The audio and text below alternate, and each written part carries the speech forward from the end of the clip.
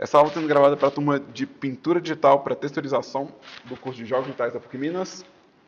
E se você estiver vendo essa aula por acaso no YouTube, tem uma chance dela não fazer o menor sentido. Essa aula faz parte de um programa de ensino, né, que segue uma sequência lógica e que eu estou tentando deixar uma playlist aqui no YouTube com a mesma ordem. Talvez, se você ver na ordem, faça um pouco mais de sentido. Mas o objetivo dessa aula é servir como material de revisão para os alunos que estão matriculados e estão assistindo comigo ao vivo essa aula aqui comigo. Tá? A gente tem uma tarefa de criação de peças de cenário a partir da textura, então a gente aqui tem um exemplo de composição de cenário. Esse cenário que está aqui, ele não foi modelado e texturizado. A textura foi feita primeiro e depois veio a modelagem. Isso é prática bem mais comum do que vocês imaginam. Principalmente em videogames antigos, né, de quando tudo era de pedra. Né, e as TV era de pedra, os videogames eram de pedra. O PlayStation 1, por exemplo, era muito comum que você fizesse a textura e a partir da textura você construísse o modelo. No caso desse modelo aqui, a textura é essa. Eu vou seguir bem essa guia aqui. Eu não vou lembrar o nome do autor dessa textura agora. É uma textura que está disponível no OpenGameArt. Eu vou seguir bem a guia de distribuição nessa aula aqui. E aqui, na verdade, eu tenho várias pecinhas de composição que usam a mesma textura e que foram usadas para construir esse cenário. De novo, isso é prática bem comum em criação de cenário de jogos, principalmente para estilo retrô, né, estilo que replica técnicas antigas. E o objetivo da aula de hoje é eu construir uma textura baseado nesse tipo de workflow, né? Ou seja, uma textura que siga essa lógica de construção. Tá? Isso vai deixar a produção bem rápida e bem leve. Né? Se você tem a textura já finalizada e está construindo um cenário, isso agiliza muito, na verdade, a produção de um cenário para jogo. Vamos supor que eu estou fazendo um jogo que é um runner. Vamos só fingir. Né? Vai que eu estou fazendo um jogo de runner por agora. Eu posso criar toda a base do cenário do meu runner com essa lógica. Né? Eu tenho uma textura que já cobre mais ou menos a repetição desse cenário e faço as peças encaixadas que vão fazer esse cenário. Principalmente se esse runner for ter, por exemplo, uma geração procedural, que vou encaixar peças ao final da minha pista para poder gerar novos caminhos. Eu vou ter o quê? Eu vou ter uma textura só, algumas peças pré-definidas e eu vou encaixando elas. Então, a nossa atividade é basicamente criar, na verdade, a textura e criar as peças modulares. Nessa aula de hoje, a gente vai concentrar na criação da textura. Tá? De novo, eu vou usar bem essa guia aqui, né? Não vou inventar muita moda, não. Tá? Eu vou usar bem essa guia aqui de referência. Tá? E aí, vamos ver como que fica a minha textura. Não vou fugir muito nem do tema, não. Tá? Não vou nem fugir demais do tema, não. Vou fazer paredinha de tijolo ou de pedra, chãozinho ou de metal ou de madeira, um chãozinho bem neutro. Porta dupla, tá? Então eu vou fazer bem isso. Vou tentar seguir bem o que está na referência, não vou fugir demais dela, porque eu quero mostrar o passo a passo técnico. Se você quiser, a partir disso, criar uma coisa com design bem diferente, tá ótimo, não tem problema. Eu vi que tem pergunta, deixa eu abrir a pergunta. Gabrielzinho, você tem uma pergunta? Tem, o Minecraft é feito dessa forma? Eu não sei como é feito o Minecraft, eu nunca pesquisei o processo de produção dele, tá? Então eu não posso afirmar. Depois eu posso pesquisar e descobrir, tá? É uma boa pergunta, mas infelizmente eu não vou saber até pesquisar, tá bom? Deixa eu entrar aqui no GIMP. Eu vou criar uma imagem para poder fazer essa textura, tá? Eu não quero fazer nada muito grande. A gente está usando, inclusive, um tamanho de imagem para a nossa tarefa. Eu quero usar o tamanho da nossa tarefa, né, para não correr risco da pessoa confundir o tamanho. E a gente não precisa. Eu não preciso de uma textura muito grande. Por quê? Cada uma dessas texturas aqui, ó, se eu pegar uma parede dessas aqui e isolar aqui, a gente vai ver que cada textura dessa parede está sendo usado 3 vezes aqui, né? Então, eu tenho aqui uma estrutura que não ocupa a minha tela inteira. Então, eu não preciso que essa textura seja muito grande. Ela pode ser pequenininha. Porque na repetição dela, né, eu vou chegar no preenchimento da minha tela. Eu não preciso que essa imagem seja grande. Tá? E eu não preciso nem me preocupar, porque o foco do olhar do player dificilmente vai ser aqui. Né? Mesmo quando eu aproximo muito, ó, a minha textura ela não preenche a tela. Então não tem por que fazer ela com uma textura muito grande, posso fazer pequenininho, né? Posso fazer com 256, que vai dar certinho, né? Vai dar tudo certo, tá? Só que é um atlas, ou seja, essa imagem aqui, ó, vamos voltar nela mais uma vez, essa imagem aqui, ela é um atlas, ela está texturizando várias coisas ao mesmo tempo. Ela não é um mapa de textura, ela é um conjunto de mapas. Então ela é um atlas de texturas. Então tem textura para chão, tem textura para porta, tem textura para teto, né? Então o que eu quero fazer é uma imagem grande, mas que eu possa subdividir em outras imagens menores. Não grande, gigante, mas grande bastante para poder subdividir. Qual que é a conta que eu vou fazer aqui, gente? Eu vou criar uma imagem de 1024 por 1024, tá? Sempre na potência de 2, tá? Sempre na potência de 2. Então a gente nunca foge dos números da potência de 2, que é 2, 4, 8, 16, 32, 64, 128, 256, 512, 1024, 2048, 4096. E se Deus quiser, vocês nunca vão ter que fazer imagem maior do que 4096 na vida, porque já é pesado pra caramba o que a gente está fazendo com 4096. Então, 1024 por 1024, eu vou criar uma imagem aqui. Essa imagem aqui está branquinha, tá? Então, essa imagem branca. Antes de pintar, eu vou configurar a minha grade. Ela vai servir de orientação para ver aonde que está a divisão das minhas texturas, tá? Então, criei uma imagem de 1024 por 1024. Agora, se eu ligar o meu grid, né, se eu vier aqui em View e mostrar o grid, Show Grid, né? Meu grid está bem pequenininho, né? Ele não está com 256, ele está bem menor que 256.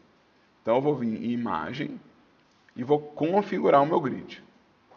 Essa configuração de grid, eu vou colocar aqui, ó, 256 por 256. Vou colocar vermelho só para a gente poder ver melhor o que é meu grid, tá? Vou colocar ele, inclusive, tracejado. E aqui, ó, aqui já dá para ver a divisão de onde vão estar minhas texturas. Em cada um desses espaços aqui, ó, eu quero fazer uma textura de 256 e várias delas eu quero que encaixem entre si. Ou seja, eu quero poder fazer uma textura de parede onde todos os pedaços de parede encaixam entre si, né? Meu plano, mais ou menos aqui, é seguir a minha referência, né? Igual eu falei, estou seguindo minha referência aqui. Na minha referência, eu estou pintando porta nesse espaço aqui, né? Eu estou pintando piso nesse espaço aqui. Eu posso fazer só dois, mas vamos seguir a referência à risca. Piso aqui. Isso aqui, ó, vai ser ou para teto, né? Ou para lateralzinha de dungeon. Se a minha dungeon for top-down, por exemplo, eu posso fazer a lateralzinha, como se fosse o teto cortado, né? Aqui vai ser rodapé. Rodapé. O resto é parede. O resto é parede. Não é isso? Deixa eu ver. Então, aqui, ó, porta, piso, rodapé. Aqui é a parte do teto e isso aqui, parede. Então, eu tenho 4 variações de parede aqui, ó. 4 variações de parede, 3 variações de rodapé, 2 variações de teto, 3 variações de piso, 2 variações de porta.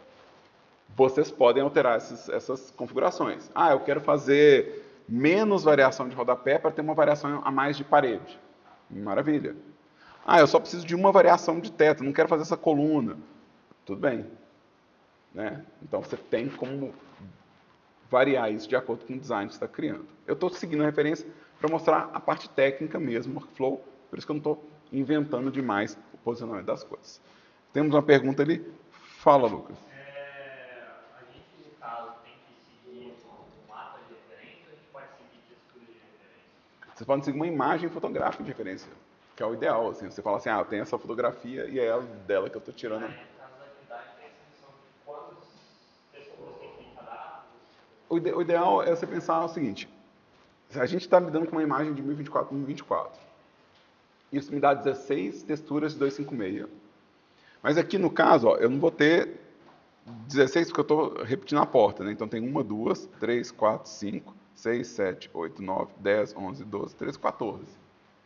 Funciona. Com esses 14 eu consigo fazer. Ah, mas eu quero fazer uma textura pequenininha que vai ser dividida em 128. Pode também. Você tem muita liberdade dentro dessa imagem de 1024 para fragmentar. Depende, obviamente, do seu design, da sua referência. Se você sentir que precisa de texturas menores para poder cobrir algumas coisas, por exemplo, a de rodapé. De repente, em vez de fazer o rodapé igual eu estou fazendo aqui, faz o rodapé, um quadradinho de 128 por 128, já é a textura de rodapé. Você quer encaixá-la de um jeito diferente, não tem problema. Tá bom. Tranquilo?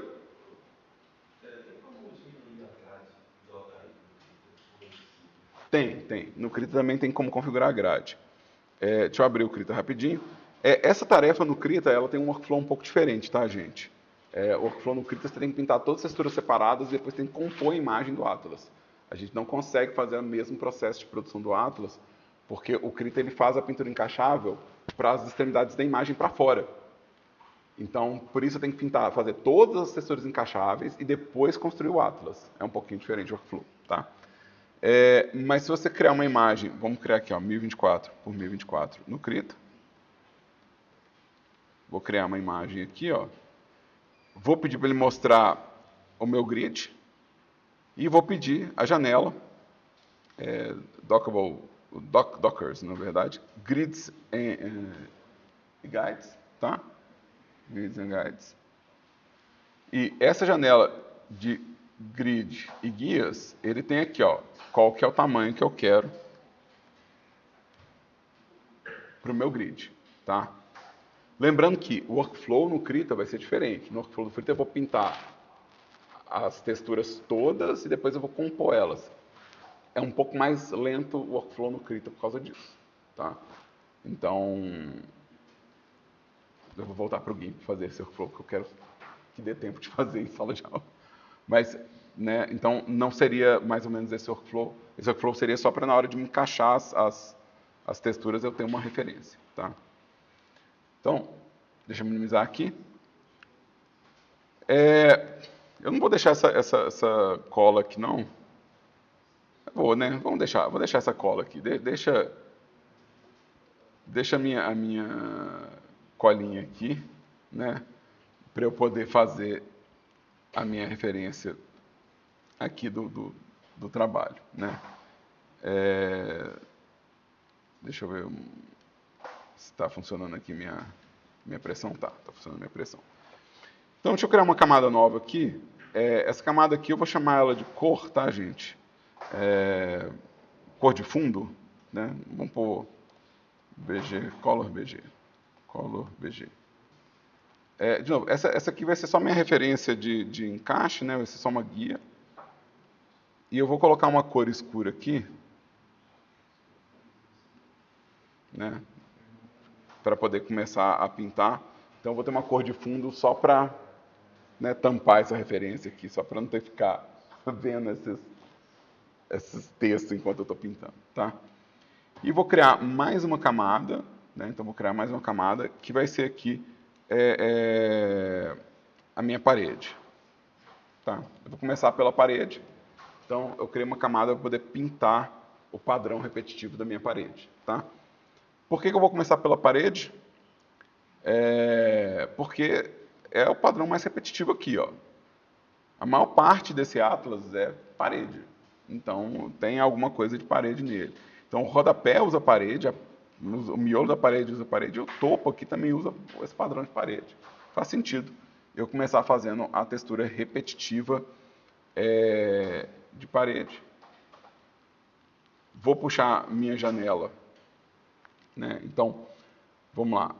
Vou puxar minha janela de pintura simétrica, tá? Então, vou usar a janela de pintura simétrica para poder falar para ele repetir, ou seja, eu vou estar pintando já, tipo, 16 texturas idênticas de parede de uma vez só.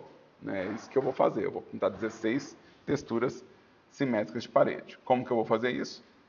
Então, Dockable Dialogs, pintura simétrica. A gente viu a pintura simétrica na aula passada. Então, vou ligar o tile e no meu tile eu quero colocar o valor de 256 por 256. Ou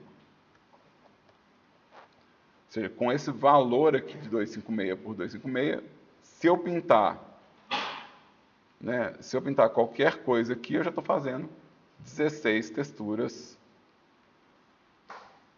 aqui de tijolo, que é a minha base para depois eu criar as variações. Eu tenho que começar de algum lugar. E eu quero ter certeza que elas encaixam. Então, nada melhor do que eu fazer já 16 tiles que eu tenho certeza que encaixam de parede. Tá? Como eu não sou tão bom na tablet assim, né? Como eu não sou tão bom na tablet, eu vou mudar meu grid para usar de guia, porque eu não sei qual que é o tamanho do tijolinho que eu quero fazer. Então eu vou voltar a grade para aquele tamanho de 64 por 64, só porque, de novo, eu sou fraquinho, gente. Eu tenho medo de eu não conseguir fazer o número de tijolo que eu quero aqui. Então eu vou lá em imagem, vou configurar meu grid. Eu vou voltar ele com 64 por 64.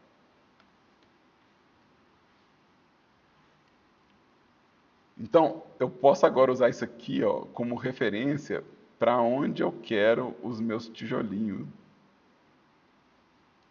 Para não ter que ficar pensando demais aonde cargas d'água eles encaixam, entendeu?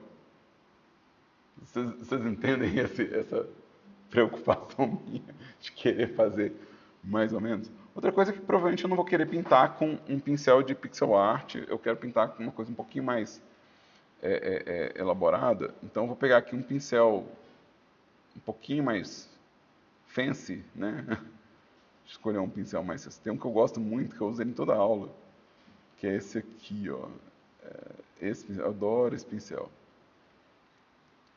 E aí, de novo, eu não preciso me preocupar em ver a minha imagem inteira. O que eu preciso me preocupar é que aqui vai ter a massa de um tijolo, né? Aqui vai ter a massa de outro tijolo. Aqui vai ter a massa de outro tijolo, né? Aqui vai ter a massa de tijolo e por aí por diante, tá? Aqui vai ter a massa de outro tijolo, aqui vai ter a massa de outro tijolo, aqui vai ter a massa de outro tijolo e aqui vai ter a massa de outro tijolo, né? Então, já tem aqui aonde vai ficar a massa disso. Fiz rapidinho, mas vamos melhorar o design aqui, né? Deixa eu melhorar o meu design de cada um desses retângulos. Eu quero fazer meio pintadão mesmo. Eu não estou preocupado em fazer com cara de prédio novo, não, que tá os tijolos tudo redondinho, tudo retinho, né? Quer fazer a coisa meio orgânica mesmo, tá? Se eu quisesse fazer retinho, eu usava o Shift aqui para fazer as linhas retas, né?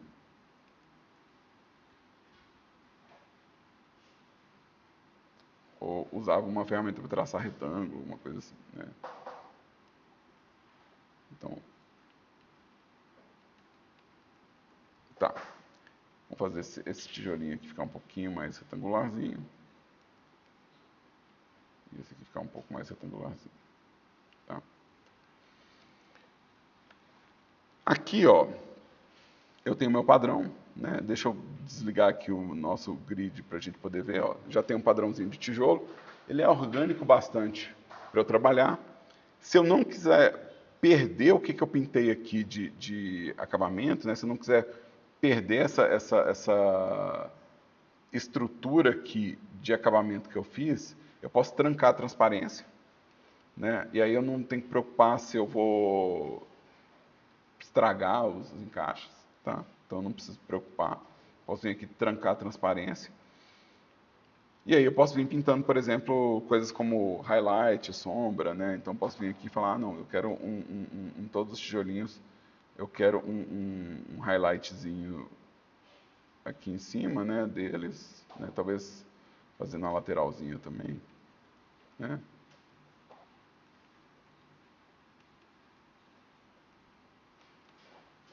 Eu gosto desse pincel porque ele meio que mistura cor enquanto pinta, né? Então é uma coisa que eu acho que dá uma sensação gostosinha nas cores. Então é por isso que eu estou usando ele. Ó, já deu um outro barato. E agora eu vou pegar uma cor escura e fazer uma sombrinha, né?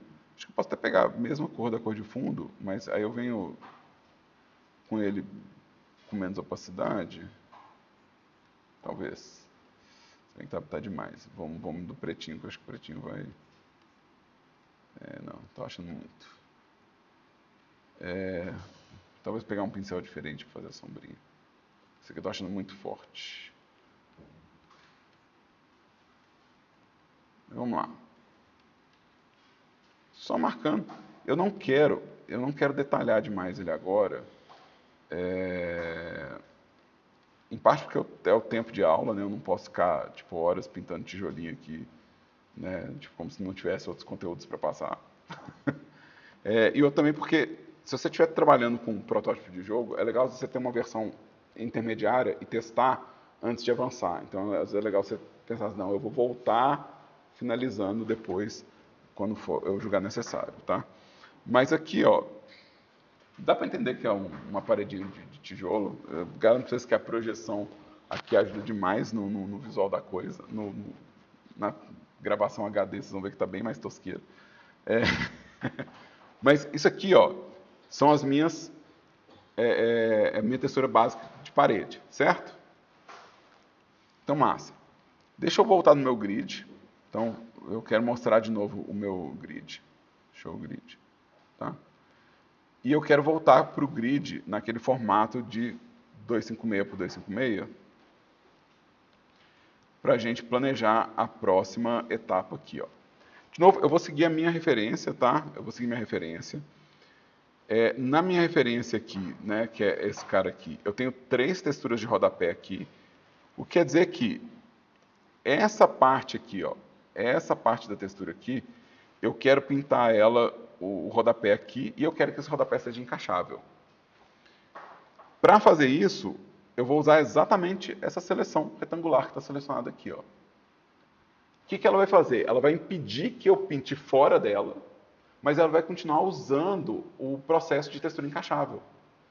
Então eu vou conseguir fazer a tira de rodapé encaixável só limitando pela seleção. Então eu vou vir aqui, ó, vou selecionar meu rodapé aqui, tá? Se vocês querem ter certeza que está encaixando no grid, né, existe uma opção que chama Snap to Grid. Essa opção ela vai aderir no grid tanto meus traços quanto a minha seleção. Eu vou ligar para ajustar a seleção e desligar para poder pintar, porque senão minha pintura vai grudar no grid também, tá? Então eu vou usar Snap. Eu venho aqui, ó, ele gruda, ele dá uma grudada aqui. Eu posso forçar ele sair, mas vocês vão sentir na hora que estiver mexendo que isso gruda, né? Então ele tem um Snap aqui. Depois que eu marquei esse Snap, assim que eu dei essa grudada aqui, né? Eu vou tirar esse Snap daqui. Ou seja, eu ligo para poder ajustar a seleção e desligo para poder pintar. Tá? Então, vou desligar aqui. E aí, vou pintar aqui, vou pegar o meu pincel, vou pegar um tom de cor aqui qualquer, né? E vou destrancar minha opacidade ou fazer uma camada nova. Acho que vou fazer uma camada nova, né? Não custa eu fazer uma camada nova. Tanto faz, mas... vai que eu quero voltar na parede anterior, né? Menos trabalho se eu tiver que voltar atrás. Não, eu não sei como é que chama o rodapé. Faço uma ideia. Então, eu vou escrever wall bottom, até eu descobrir como é que chama isso. Depois eu descubro como é que chama esse negócio. E aí, esse wall bottom aqui, ó, eu consigo pintar a estrutura do meu rodapé, tá? Inclusive, se eu for no cantinho aqui, ó, vai ficar super preciso, tá? Se eu grudar na minha seleção, ele vai ficar retangular mesmo, assim, né? Vai ficar bem retangular. Se eu não quiser ele tão retangular, eu tenho que, provavelmente, limitar a minha pintura para ficar um pouco antes aqui, se eu quiser fazer mais orgânico, né? Então, são decisões de design aqui. E aí, mesma coisa, eu quero que exista um tom mais claro na extremidade superior do meu rodapé, né? Então, Vamos fazer aqui umas manchas qualquer aqui só para... Então, eu quero que tenha isso. E eu quero que tenha uma mancha mais escura na base do meu rodapé, né? Então, eu quero que tenha uma mancha mais escura, que talvez até pegar o preto mesmo e fazer tipo... para dar um jeitão aqui Deixa eu pegar uma dessas cores mais claras aqui. Então, esse aqui vai ser o meu rodapé aqui, ó. Então, eu fiz a pintura do rodapé, ele está encaixável. Tipo, porque eu mantive esse tiling ligado, está encaixável. Então, essa lateral encaixa com essa. Então, eu posso usar isso para fazer todo o rodapé do meu cenário. Nessa referência minha, tem uma coluna também que acontece aqui e aqui, ó. Ela está acontecendo nesse tile e nesse tile. Então, nessa hora você pensa, pô, seria melhor se tivesse de comprido assim, né? Que fosse rodapé, parede e teto. Porque aí eu ia pintar a coluna, né, compridinha assim, sem problema, né?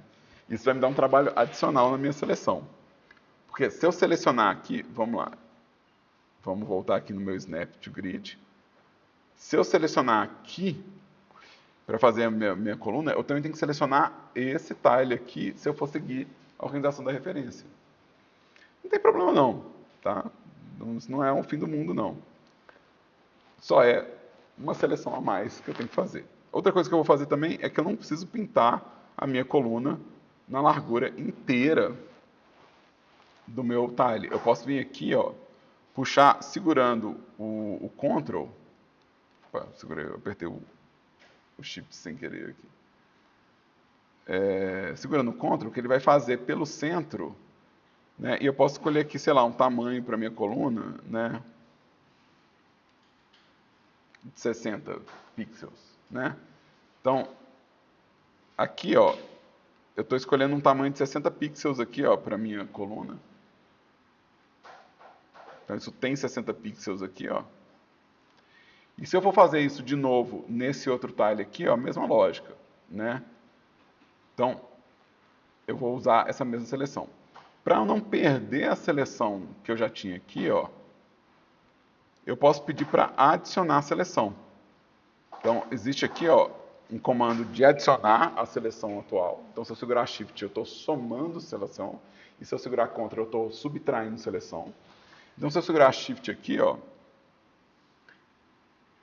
eu fiz uma seleção do meu tile.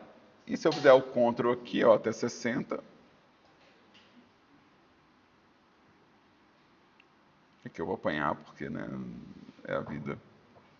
66, não. Essas horas eu prefiro o mouse, tá, gente? Essas horas eu prefiro o mouse. O mouse é um pouco mais preciso essas horas, tá?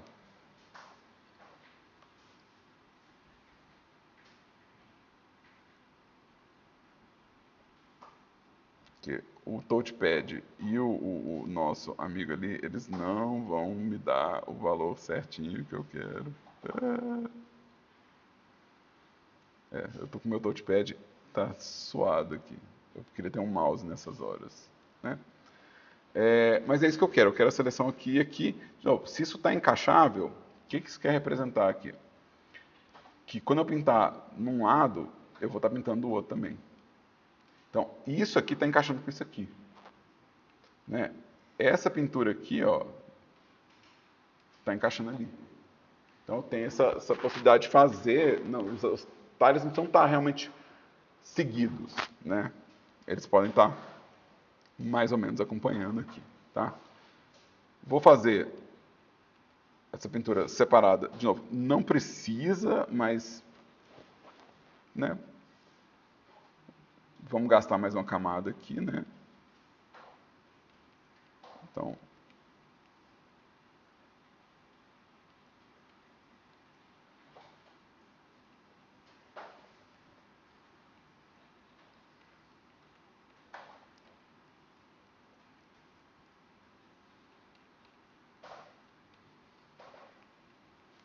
E aí, No caso dessa coluna, eu quero fazer algum tipo de sombreado também, né?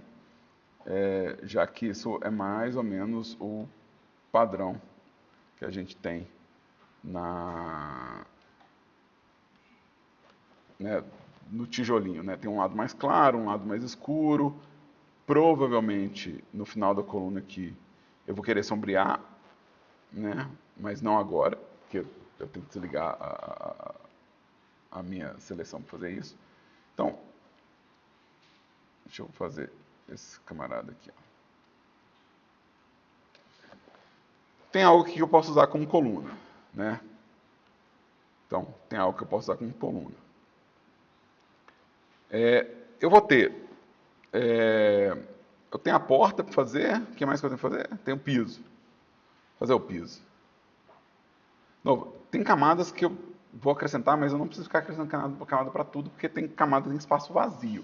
Eu poderia fazer coluna e piso na mesma camada, não tem problema. Né? As áreas não coincidem, então não faria diferença.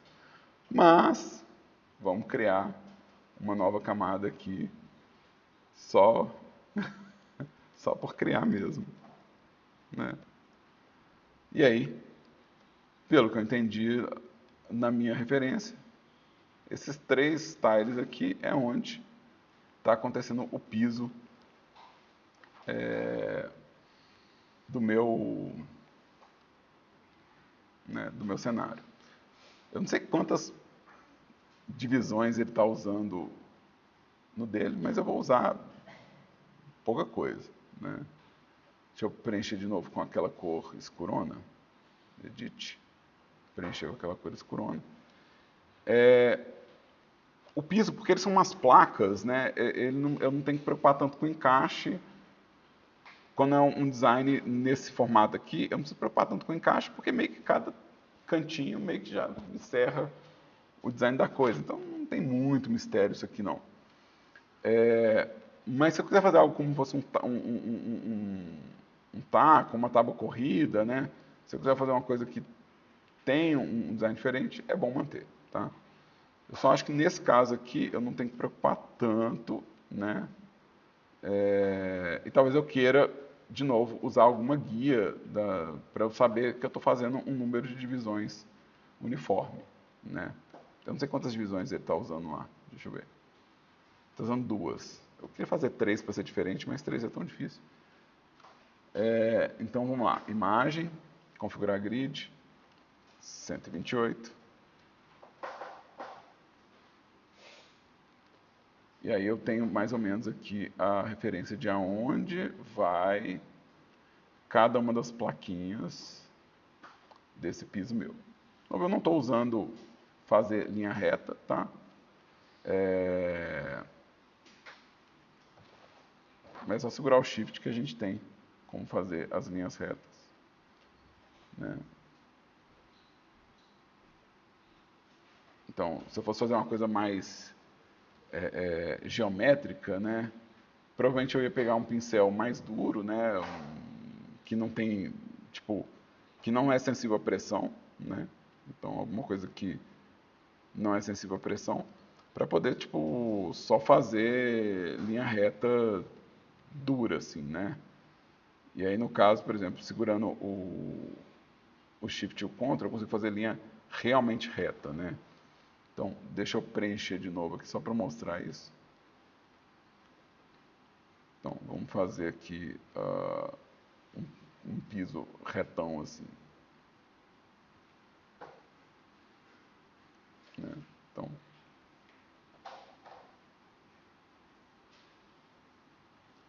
eu faria alguma coisa nesse sentido se eu quisesse fazer ele mais reto, mais rígido. Né? Não é o que eu estou fazendo, né? Eu estou fazendo uma coisa bem mais orgânica, né? Eu quero ter um ar de coisa meio acabada, assim. Então, eu estou confiando que a própria estrutura de pintura orgânica vai dar uma sensação de mais sujo, de mais acabado, que eu não vou ter que ficar preocupando demais em vir sujando depois. Então, vamos pegar aqui um tom mais claro. Né? Um tom mais claro viria, tipo, mais ou menos pura aqui, né?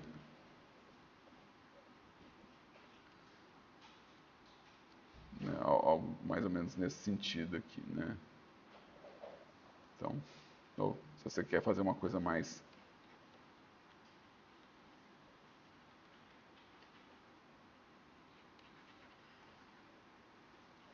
Novo, quero que tenha o ar de coisa meio detonada, né? Então, provavelmente eu vou usar isso aqui para poder fazer essa sensação de sujeira, né? Como eu falei, esse pincel ele mistura a cor enquanto pinta, então ele dá esse visualzinho meio sujo. Então tá, eu fiz o piso, fiz parede, vamos criar a porta aqui. Vamos criar a porta aqui.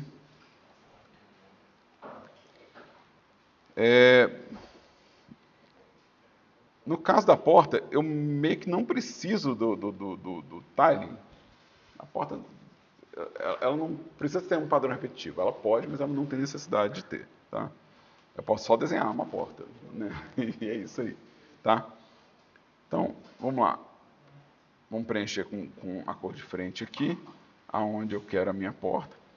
Lembrando que se eu trancar a transparência, faz a mesma coisa que os esquemas de repetição, né, de seleção, ele limita aqui, então eu não estou pintando fora do espaço, né. Eu acho que eu já vou aproveitar e fazer 2 retângulos aqui.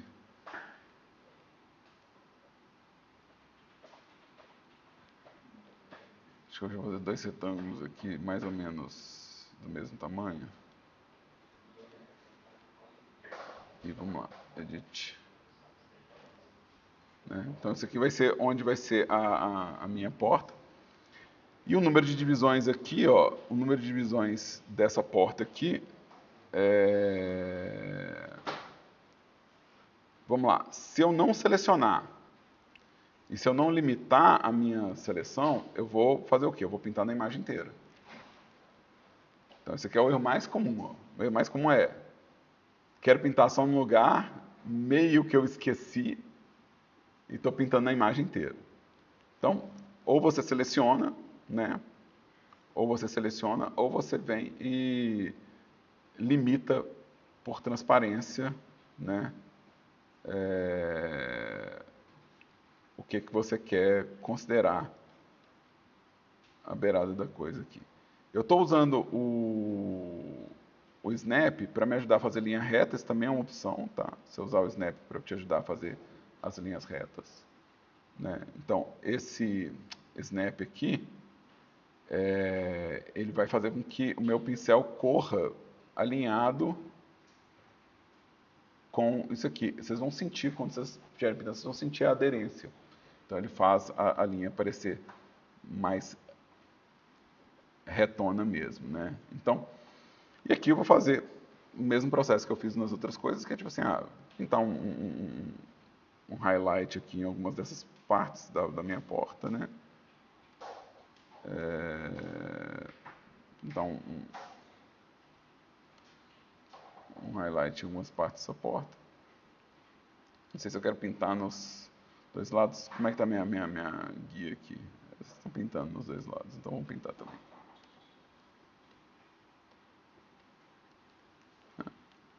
Tá ótimo. Né? Então aqui é a área onde tem a minha porta aqui.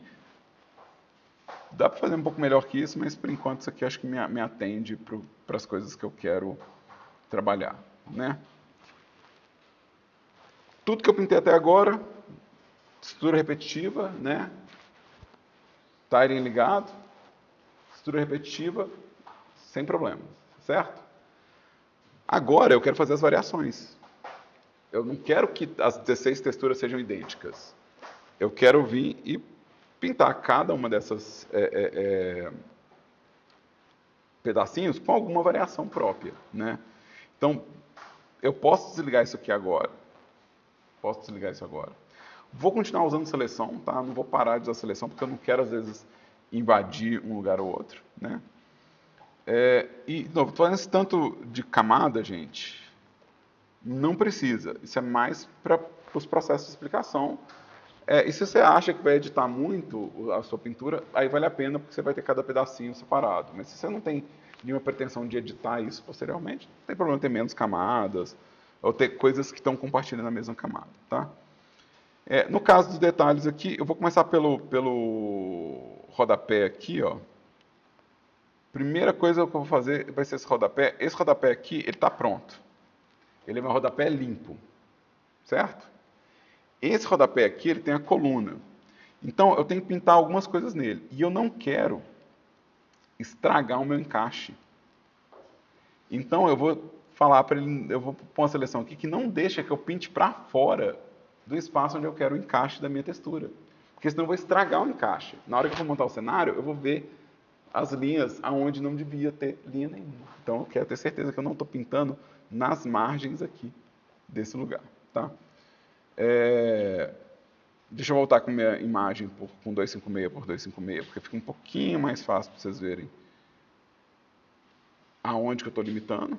Né? Eu estou limitando isso de verdade, tá? Estou limitando bem aonde eu quero fazer variação, tá? Que é nessa parte aqui. E o que eu quero fazer aqui, basicamente, é colocar uma sombrinha no rodapé, né? Tipo uma sombrinha aqui, e uma sombrinha da coluna na parede aqui. Então, eu quero fazer essas duas variações aqui, só para ter uma sombra aqui que eu não posso ter ela acontecendo no meio da coluna. Tá? Então, essa seria uma variação. A outra variação de rodapé, no caso deles, eles têm um bueiro. Não vou fazer bueiro, não. Vou fazer qualquer outra coisa. Vou fazer bueiro. Vou fazer um toque de rato, sei lá.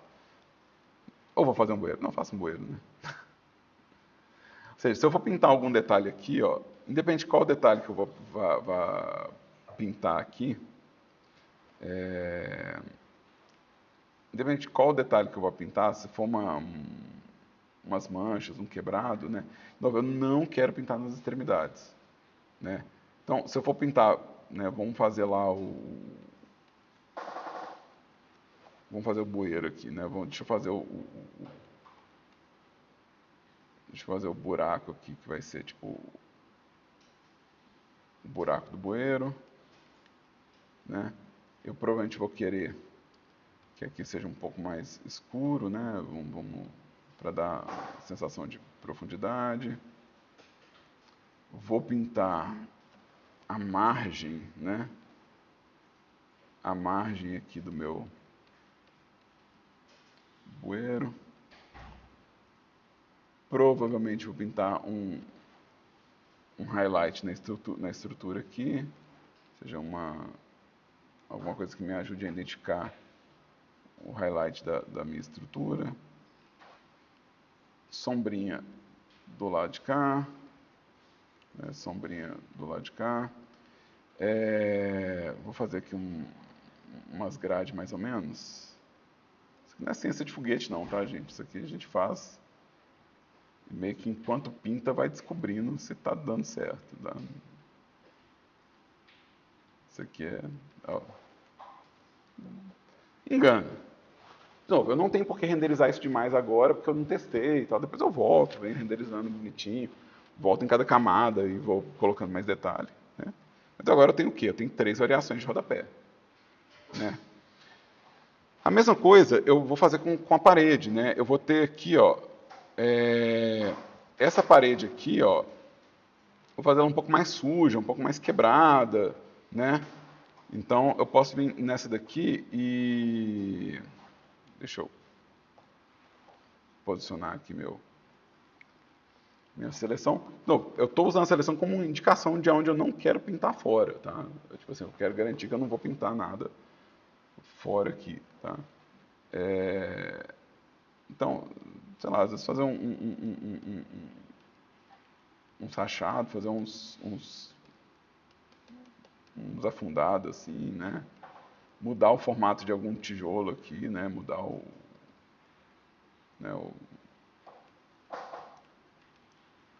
Deixa eu jogar um highlightzinho aqui só para né? Só para parecer que tem uns afundados mesmo. Deixa eu pegar em cada mancha escura, fazer um highlight em cada mancha escura aqui, né? E vamos pegar esse cara aqui, pegar uma manchinha assim, né? Então, vai parecer que tem uns buraquinhos, algumas coisas, isso aí é uma versão mais detonada. Então, tem o tijolo limpo, o tijolo detonado. Se eu personalizar demais, vira uma marcação. É o que está acontecendo com o interruptor que a pessoa usa isso aqui. Isso aqui já é level design, isso aqui já é a pessoa pensando, não, vai ter um interruptor, eu vou ter uma coisa que eu clico, que eu encosto, porque isso é muito marcado, né? Isso é muito específico. Eu não preciso fazer nada tão específico assim, né? Eu não preciso ir tão a fundo, né? Então eu posso só fazer alguma outra variação de tom, por exemplo, né? Então eu tenho o tijolo aqui, eu posso pegar essa estrutura aqui, né? Ou seja, talvez esses dois tijolos aqui, né? E fazer uma variação de tom deles, né? Então aqui, ó, de novo, eu não quero encostar na beirada, né?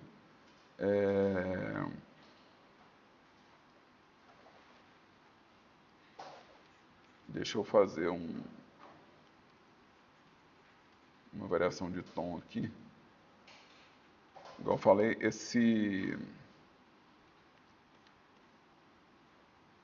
pincel que eu estou usando, ele mistura cor enquanto pinta, então eu estou fazendo uns tijolos que são de um tom diferente, misturando as coisas aqui.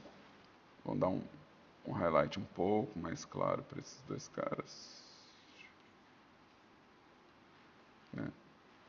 Então, vai ter um tom diferente, e talvez seja só isso que eu preciso, só uma variação de tom. Né? Então eu tenho a parede neutra, a parede com variação de tom, a parede com alguns rachados e a parede com a coluna. Então eu tenho 4 variações de parede aqui, certo? Aqui seria bom eu fazer o teto, tá? Nesse espaço aqui, ó, seria bom eu fazer o teto. Eu posso fazer isso meio que seguindo a textura anterior, mas talvez aqui eu precise do encaixe.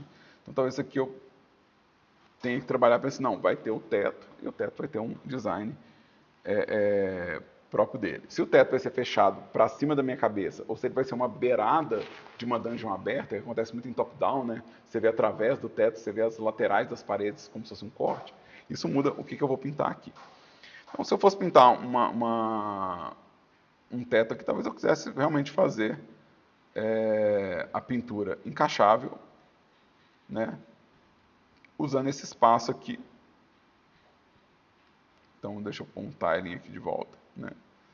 E deixa eu pintar aqui, vamos preencher com essa cor aqui. Né? E vou pintar aqui alguma coisa. Não, o teto não vai ter tanto detalhe, assim, eu não vou mexer tanto no detalhe dele. Eu vou fazer mais uma textura mesmo, mais uma coisa que pareça, tipo, que tem algo batido ali, né? Então, eu vou mais ou menos só fazer umas manchas mais ou menos aqui. E aí talvez eu queira um pincel até mais granuloso que esse aqui está muito conservador. Deixa eu fazer assim. Então voltei para o meu tiling, tá? Voltei para o meu tiling e vou jogar aqui alguma coisa de mancha. Só para eu ter lá uma coisa que quando eu colocar no teto, fica claramente diferente da parede. Então se eu dobrar isso tanto para fora quanto para dentro, a pessoa vai ver que ali não é mais o espaço de parede, né? Isso visualmente está comunicando que é o telhado. E aí falta as variações da porta, não é isso? Falta as variações da porta. Então, posso desligar de novo, né? Vamos lá, deixa eu ver a minha referência. Aqui existe um espelhamento. Né? Aqui existe um espelhamento. Eu posso usar espelhamento também aqui, ó. Eu posso usar mirror, tá? Um mirror vertical. E o mirror vertical, eu consigo, com a ferramenta de mover, eu consigo colocar isso em outro lugar. Então eu posso mudar o centro da minha pintura simétrica, né? Então, vamos colocar aqui bem em cima do grid. Então agora se eu pintar um detalhe de maçaneta aqui, né? Se eu pintar, deixa eu pegar aqui deixa eu pegar um outro pincel aqui, que esse aqui não vai dar barato não. Então se eu pintar aqui, ó, eu estou pintando a maçaneta, né? Acho que eu posso fazer ela clara já, acho que não precisa ser assim, não. Eu posso vir aqui. E aí vamos fazer escuro, vamos fazer a sombra dela assim.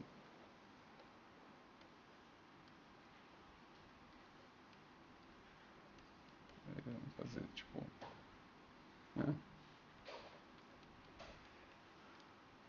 Vou fazer. Lá no minha referência ele usa uma luzinha. Talvez seja legal fazer uma luzinha. Talvez seja massa fazer uma. Como se fosse tipo um negócio de pressionar, assim, né?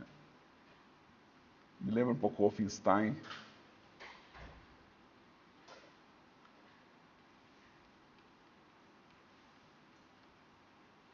Né?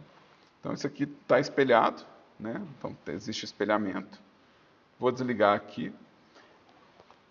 E aqui talvez eu queira um detalhe diferente. Porque na verdade essas duas portas estão idênticas, só estão espelhadas. Então é legal pensar que essa porta vai ter alguma coisa de estrutura diferente. Ou ela vai ter realmente um design diferente, ou seja, ela vai ter tipo um- um- uma divisão de elementos diferentes, né? Ou ela vai ter algo nela que a outra não tem, né? Vai ter um detalhe adicional, né? Então, aqui eu vou fazer ela mais ou menos como se ela tivesse realmente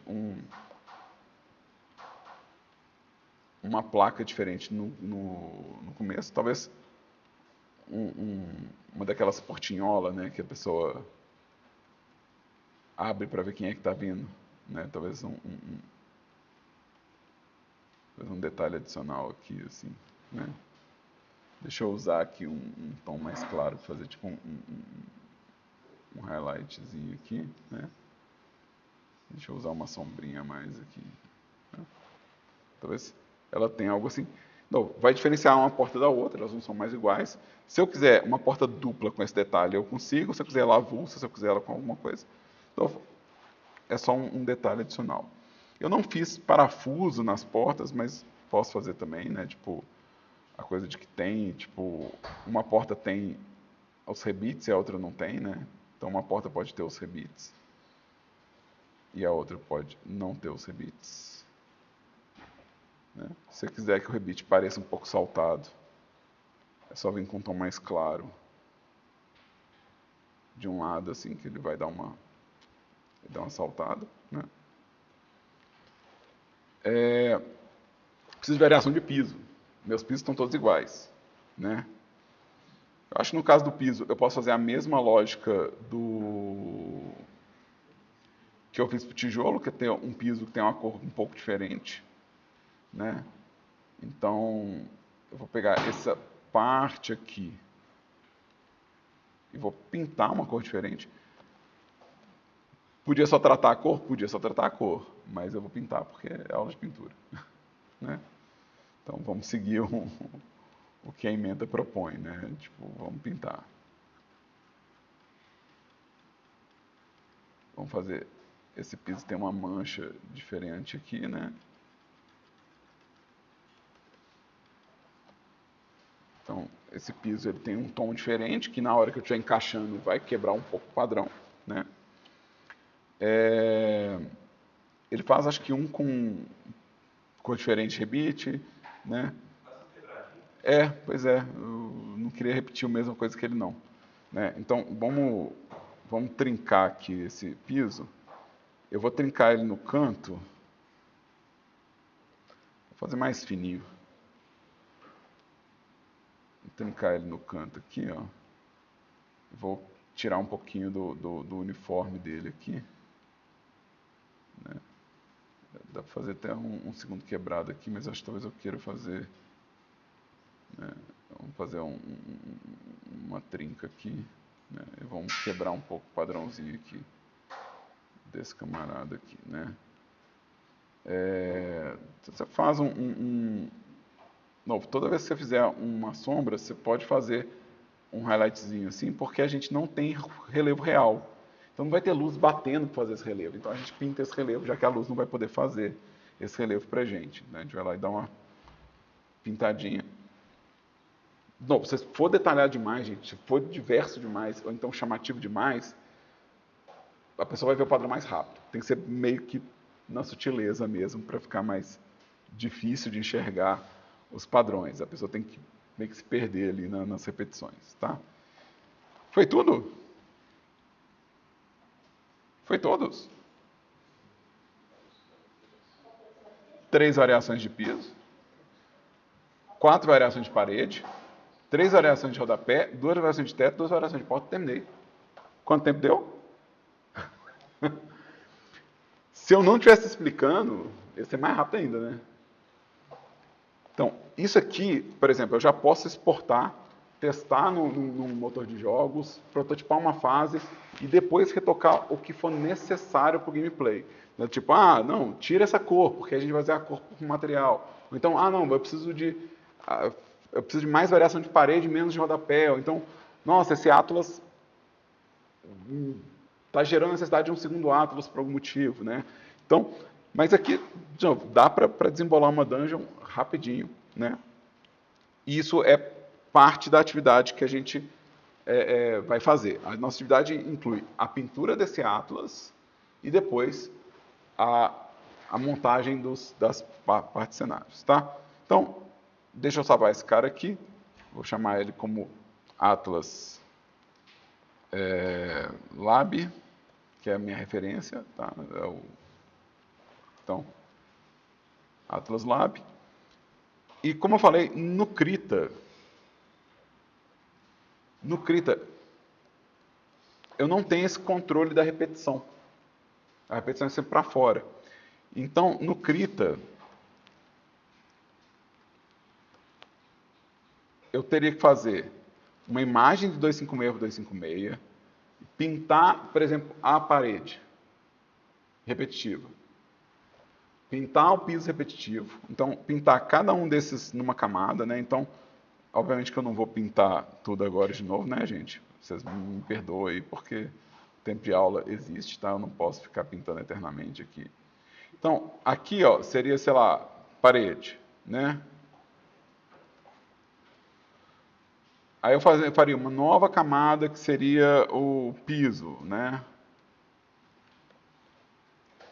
Vamos pintar isso aqui vamos preencher de novo aqui, edit fill. E vamos fazer, sei lá, vamos pegar aqui e fazer um padrão rapidinho aqui só para existir, né? Então eu faria esses padrões de cada coisa. Depois que eu fizesse, vamos desligar aqui minha repetição, eu viria na minha imagem, aí eu mudaria o tamanho do canvas para 1024 por 1024 por 1024. Opa, 1024. E nesse canvas, deixa eu criar uma camada nova aqui só porque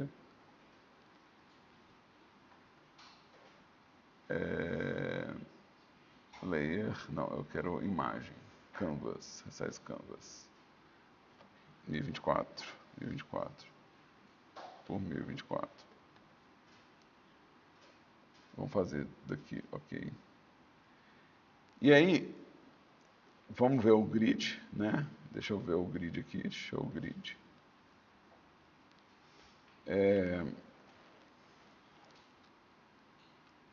E eu quero mover as coisas.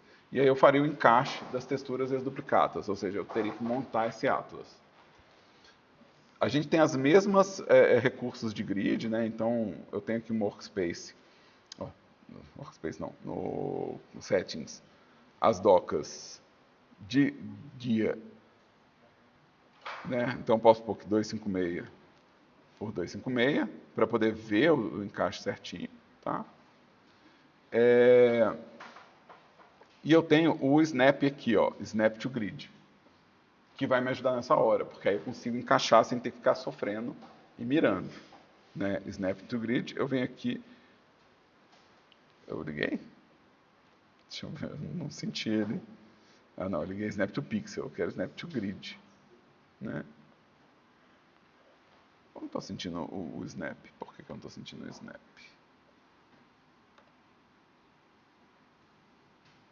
Show Grid, Snap to Grid. Deixa eu tirar o Snap to Pixel aqui só para ver se ele não está me atrapalhando. Tá. Não estou sentindo gostosinho, não. Depois eu tenho que ver por quê. Porque a lógica é essa. Aí, tipo assim, eu vou duplicar quantas vezes eu quero a parede, e aí pintar as variações. Então, por exemplo, dá um pouco mais de trabalho, no final das contas, no Krita, esse workflow. Porque você tem que ficar duplicando, ajustando, então dá um pouquinho mais de trabalho, mas não é no fim do mundo, não. Não é nada que... Né, não é nada problemático, assim, nossa, então não dá para fazer. Não, claro que dá para fazer. Né? É só um workflow diferente, né? E ele me dá um tamanho também, ele não mostra muito bem o tamanho do layer, então tem umas coisas que são mais chatinhas de fazer, né? Mas novo, é possível realizar tanto no Krita quanto no GIMP. Não, eu só acho o processo no Krita um pouco mais moroso do que fazer no GIMP. Eu acho que no GIMP é um pouco mais ágil, né? Nessa hora, né? Faz sentido para mim produzir isso no GIMP, tá? Também é um software que a gente vai ter que voltar nele no semestre que vem, então faz sentido a gente ter um pouquinho de GIMP na experiência, né? Então, se eu ligar aqui a minha pintura repetitiva, ele não repete 16 vezes, né? Ele repete para fora. Então, isso aqui não resolve para mim do mesmo jeito que lá no GIMP já é o formato de trabalho. Beleza? Tranquilo? Perguntas? Nada, nada? Tá, então eu vou encerrar essa gravação aqui para poder subir esse vídeo no YouTube para vocês, se tiver ficado bom. Vamos torcer, né? E vocês podem começar a produção do Atlas de vocês agora. Beleza? Então, é isso aí. Obrigadão para quem assistiu. Obrigadão para quem está aqui.